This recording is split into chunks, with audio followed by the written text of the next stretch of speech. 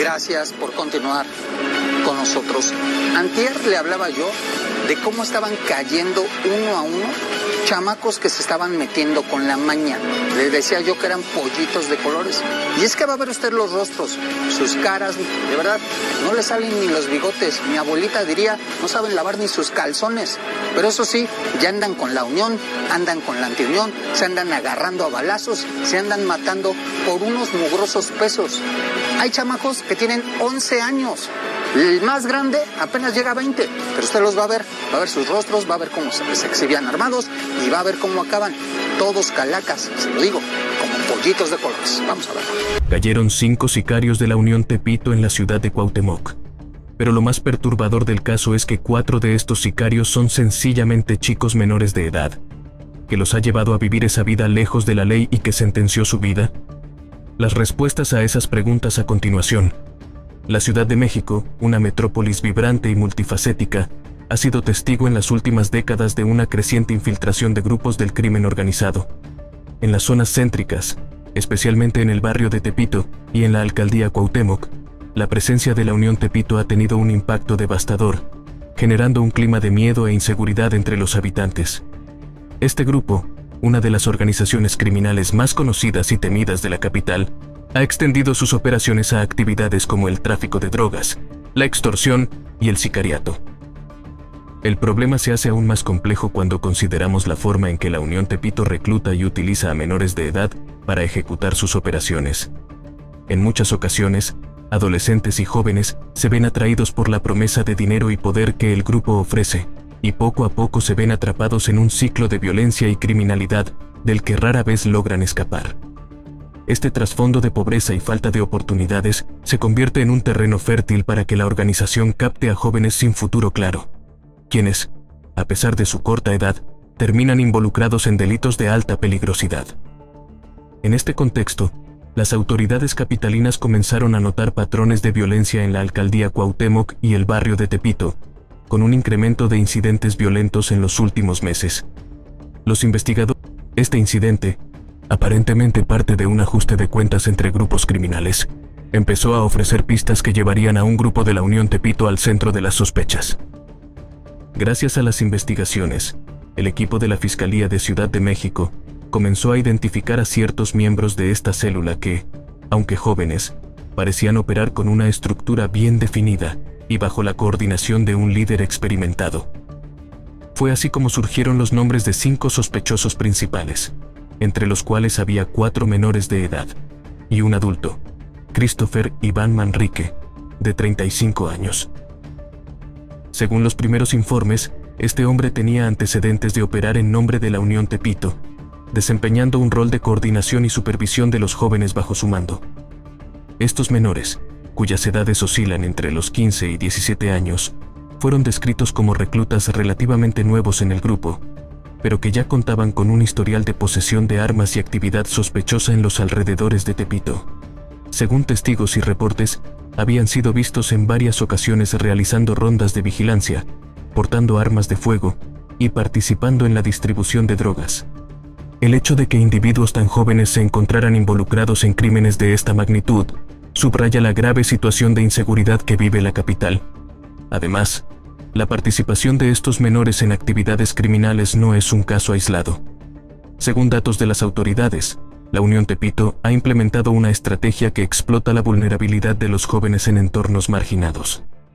La falta de alternativas, junto con el atractivo de obtener ingresos rápidos y la promesa de poder, hace que el crimen organizado se convierta en una opción tentadora para muchos adolescentes.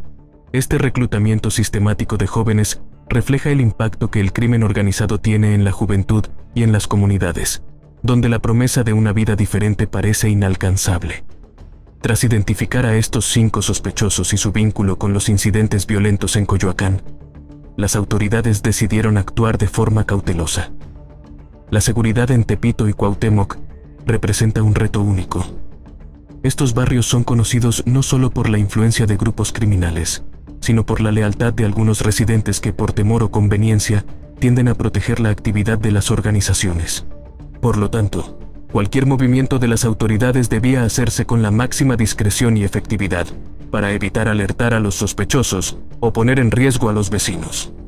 Los agentes de la Secretaría de Seguridad Ciudadana y la Fiscalía General de Justicia de la Ciudad de México planificaron el operativo con precisión. Se estudió el área y se analizaron los patrones de movimiento en el domicilio identificado en la colonia Valle Gómez. Este lugar había sido señalado como un posible centro de reunión y almacenamiento de drogas, y los movimientos dentro y fuera de la propiedad indicaban que los sospechosos frecuentaban el lugar.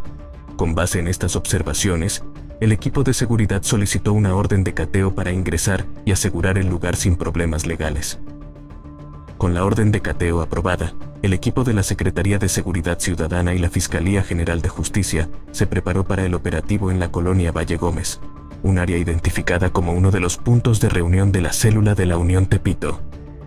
La preparación fue meticulosa y enfocada en evitar cualquier confrontación violenta, especialmente considerando que la mayoría de los implicados eran menores de edad. La operación se planeó en las primeras horas de la mañana, con el objetivo de capturar a los sospechosos antes de que el movimiento en las calles y la actividad de la colonia aumentaran. Equipos de seguridad bloquearon las salidas de la propiedad y se distribuyeron en puntos estratégicos para evitar cualquier intento de huida. La prioridad era asegurar el sitio, recabar evidencia y proceder con las detenciones sin poner en riesgo a los residentes o alertar a otros miembros de la organización. La tensión aumentó a medida que el equipo ingresaba a la propiedad, pues la posibilidad de una resistencia por parte de los integrantes de la Unión Tepito estaba siempre presente. Sin embargo, los agentes encontraron a los sospechosos desprevenidos, lo que facilitó el ingreso y la toma de control de la propiedad sin mayores incidentes. Una vez asegurado el perímetro, los agentes iniciaron un registro exhaustivo de la propiedad. A medida que inspeccionaban el lugar, comenzaron a encontrar elementos que confirmaban las sospechas de que este espacio no solo funcionaba como residencia, sino también como base operativa. En una de las habitaciones, los oficiales descubrieron un arma de fuego, mientras que en otros puntos de la propiedad hallaron dosis de cocaína, cristal y marihuana empaquetadas y listas para distribución. Los elementos de seguridad encontraron también teléfonos y dispositivos de comunicación, los cuales podrían contener información clave sobre la estructura de la célula criminal y sus posibles vínculos con otros miembros de la Unión Tepito en diferentes puntos de la Ciudad de México. Los agentes confiscaron estos dispositivos y los enviaron a análisis para obtener información sobre los contactos y posibles rutas de distribución. Además de los narcóticos y el armamento, se hallaron documentos y registros que podrían revelar operaciones pasadas y futuras de la célula. Los investigadores se concentraron en estos documentos con la esperanza de identificar otros posibles puntos de reunión, contactos relevantes y detalles financieros que ayuden a desmantelar la estructura operativa de la Unión Tepito. La revisión de estas evidencias fue un proceso que no solo aportaría información sobre la célula detenida, sino que también ampliaría la comprensión sobre el alcance de esta organización criminal en la ciudad. Tras la detención de los 5 integrantes de la Unión Tepito, la información sobre los sospechosos, en particular la edad de 4 de ellos, resonó fuertemente en la opinión pública. El hecho de que la mayoría de los detenidos fueran menores de edad pone de relieve una preocupante realidad: el reclutamiento de adolescentes y jóvenes en el crimen organizado. La presencia de estos menores en actividades tan violentas como el sicariato y el tráfico de drogas es un reflejo de cómo el crimen se infiltra en la juventud, arrebatando futuros y normalizando la violencia en comunidades que ya enfrentan la marginación y la pobreza. La Unión Tepito, como muchos otros grupos criminales en México, ha estructurado sus actividades de reclutamiento para captar jóvenes de comunidades con altos índices de pobreza y bajos niveles de educación. Para estos grupos, los adolescentes representan una oportunidad estratégica.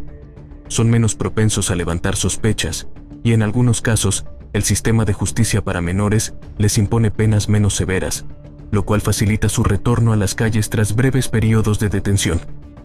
Estos jóvenes no son reclutados únicamente por su fuerza física o disposición a cometer delitos. La Unión Tepito y organizaciones similares buscan vulnerabilidades en sus vidas, como la falta de apoyo familiar, situaciones de abandono o una necesidad económica apremiante. Para muchos de estos menores, las promesas de estabilidad, dinero rápido y pertenencia son incentivos que resultan difíciles de rechazar. Además, El atractivo de estar asociado a un grupo que proyecta poder y respeto en las calles puede convertirse en una ilusión de valor personal y de identidad que los engancha rápidamente. Yo salía a las calles a conseguir trabajo, pero ya consumía, yo los busqué. Quería ser el chingón del barrio, que me respetaran. Te dan tu moto y ven que te pones las pilas. Iba y venía y andaba al 100. Ya no era de la plaza, era robapemex, de los que roban gasolina, diésel y eso. Yo estaba muy morro, bien asustados todos, y yo como si nada, ahí riéndome y contando chistes. Dentro de la organización, estos menores suelen recibir un trato de aprendizaje. Primero, son encargados de tareas de bajo perfil, como la vigilancia de puntos de venta de drogas o la distribución de pequeñas cantidades en zonas estratégicas. Con el tiempo, y si demuestran lealtad y disposición, pueden ser promovidos a tareas más peligrosas y lucrativas, como la realización de trabajos de sicariato o la recolección de pagos de extorsiones. En este caso particular, los 4 menores detenidos habían sido observados en varias ocasiones portando armas en áreas cercanas a Tepito y Cuauhtémoc, y eran conocidos en la zona por su vínculo con la Unión Tepito. Esta estructura jerárquica dentro de la célula les ofrecía cierta protección mientras operaban, ya que, aunque trabajaban en las calles, siempre contaban con la supervisión de alguien de mayor experiencia, como en este caso, Christopher Iván Manrique. Este tipo de relación permite que los menores se sientan protegidos y les da una percepción de control, una ilusión que muchas veces resulta en una falsa sensación de poder y seguridad. El involucramiento en el crimen organizado no solo afecta a los menores desde el punto de vista legal, sino que también tiene profundas implicaciones psicológicas y sociales. Estos jóvenes, expuestos a la violencia constante y a un entorno en el que la vida humana se ve como un recurso desechable, desarrollan una visión distorsionada de la realidad y una insensibilidad hacia la violencia, la lealtad a su organización y el miedo a las represalias de sus propios compañeros de grupo o de rivales, hace que muchos de ellos se vean atrapados en un ciclo del que no pueden o no quieren escapar. Por otro lado, las comunidades de estos menores también se ven impactadas. Las familias, muchas de ellas conscientes de la vida que sus hijos llevan, enfrentan el temor constante de que sus hijos no regresen a casa o que terminen en prisión o muertos en algún ajuste de cuentas. Además, los vecinos, al ver a jóvenes en actividades ilícitas, muchas veces son presionados a guardar silencio o a colaborar indirectamente, creando un ambiente de tensión e inseguridad en el entorno. Para las autoridades, la detención de menores de edad representa un desafío complejo. En muchos casos, el sistema de justicia juvenil en México no tiene la capacidad ni los recursos suficientes para tratar adecuadamente a estos jóvenes, ni para ofrecerles programas de rehabilitación efectivos. Aunque algunos menores pueden ser remitidos a centros de internamiento, la falta de apoyo psicológico y de programas educativos de calidad impide que estas detenciones resulten en una verdadera reeducación. En este caso, los menores detenidos probablemente enfrentarán cargos serios, pero su edad les permitirá recibir sentencias más leves. Sin embargo, el hecho de que hayan sido detenidos en posesión de armas y narcóticos les asegura un juicio bajo cargos criminales graves, lo cual se convierte en un dilema. Mientras las autoridades buscan hacer justicia, también deben considerar cómo tratar a estos adolescentes para evitar que, al salir, se integren de nuevo a la organización o busquen venganza. La captura de estos jóvenes tuvo repercusiones inmediatas en el barrio de Tepito y en las zonas aledañas de la alcaldía Cuauhtémoc. Los residentes, al enterarse de que 4 de los detenidos eran adolescentes, experimentaron una mezcla de sentimientos. Por un lado, surgió una sensación de alivio al saber que las autoridades estaban actuando para frenar la violencia en sus calles. Por otro lado, el hecho de que la Unión Tepito estuviera tan involucrada en el reclutamiento de jóvenes generó una atmósfera de desesperanza en la comunidad. La noticia del operativo y las edades de los detenidos fue cubierta por los medios, lo que generó un debate en la sociedad sobre la situación de la juventud en zonas de riesgo. No saben lavar ni sus calzones, pero eso sí, ya andan con la Unión, andan con la Antiunión, se andan agarrando a balazos, se andan matando por unos mugrosos pesos. Hay chamacos que tienen 11 años, el más grande apenas llega a 20, pero usted los va a ver sus rostros, va a ver cómo se exhibían armados y va a ver cómo acaban. todos calacas, se lo digo, como pollitos de colores. Vamos a ver. Fueron detenidos 2 menores que presuntamente pertenecen a una célula criminal de la Unión Tepito, tras un cateo en una vecindad que era usada como almacén de droga. La comunidad teme que, aunque esta célula haya sido desarticulada, la Unión Tepito continuará buscando menores para ocupar el lugar de los detenidos, perpetuando el ciclo de violencia y pobreza en el barrio. Para las autoridades, este operativo no fue solo una detención, también fue una declaración de intenciones para debilitar el poder de la Unión Tepito, proteger a los jóvenes en riesgo y devolver la seguridad a la zona. Sin embargo, para los agentes en el terreno, este caso es un recordatorio de lo extendida que está la red de narcotráfico y de cuántas familias y jóvenes quedan atrapados en su influencia. Tras el operativo, los 5 detenidos, junto con las evidencias incautadas, fueron puestos a disposición del Ministerio Público.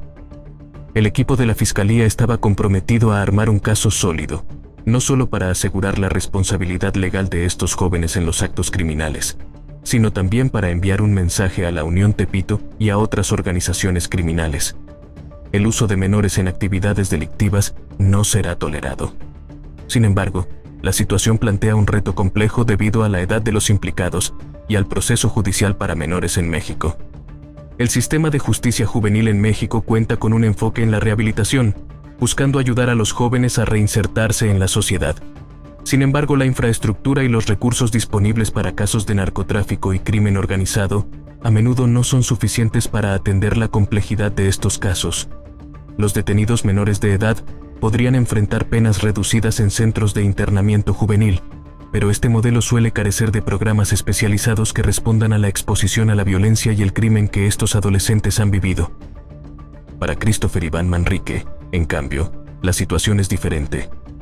Como mayor de edad y presunto líder de la célula, enfrenta cargos graves relacionados con la organización de actividades criminales, posesión de armas y distribución de drogas.